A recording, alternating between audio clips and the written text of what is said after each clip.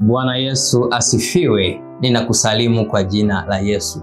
Karibu katika mfululizo wa makala mbalimbali ambazo zinakujia kila mara kwa ajili ya kujifunza mambo mbalimbali yanayohusiana na afya, hasa afya ya mwanaume. Na leo katika makala yangu ya kwanza kabisa nimekuandalia somo zuri ambalo nimelipatia kichwa kinachosema siri ya kutunza mbegu za mwanaume.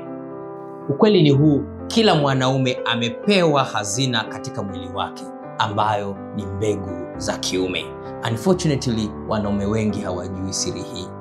Na je, ulifahamu ya kwamba damu inayotumika kutengeneza mbegu za mwanaume ni ile grade 1, the finest blood, the VVIP blood, ile grade 1. Hiyo ndio inatumika kutengeneza mbegu za mwanaume. Na hapo sasa ile ya pili ndio inatumika kutengeneza ubongo wa mwanaume. Kwa hivyo kwa mwanaume ambaye ameamua kupractice semen retention ama kuhifadhi mbegu zake, anakuwa na faida ya kwamba badala ya mwili kushughulikia utengenezaji wa mbegu zake za kiume kutumia ile damu nzuri, badala yake hiyo damu ndio inaenda kutumika kutengenezea seli na neva za ubongo. Kwa hivyo unakuta mwanaume anaweza kuwa na akili angavu na anaweza kufanya maamuzi vizuri kwa sababu damu ile ambayo ni first grade ndio inayotumika kutengenezea ubongo wake ama seli za ubongo.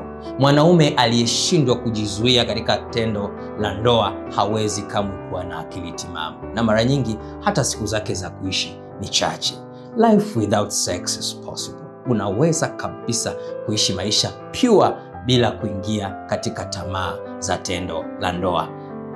Utapata mambo mengi katika makala zingine, namna gani mwanaume anaweza kuishi pure life bila kuingia katika tamaa za tendo la ndoa. Endelea kusubscribe, kucomment na kushare ili ujumbe huu uwafikie wanaume wengi zaidi. Nimeamua kumfuata Yesu, sitarudi nyuma.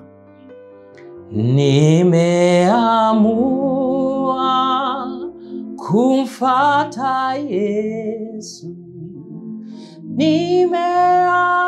Nimeamua kumfuata Yesu.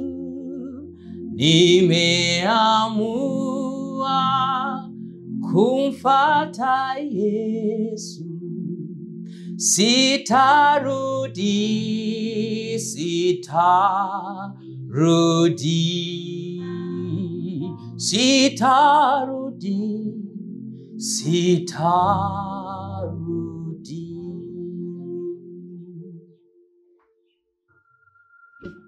Ubarikiwe sana.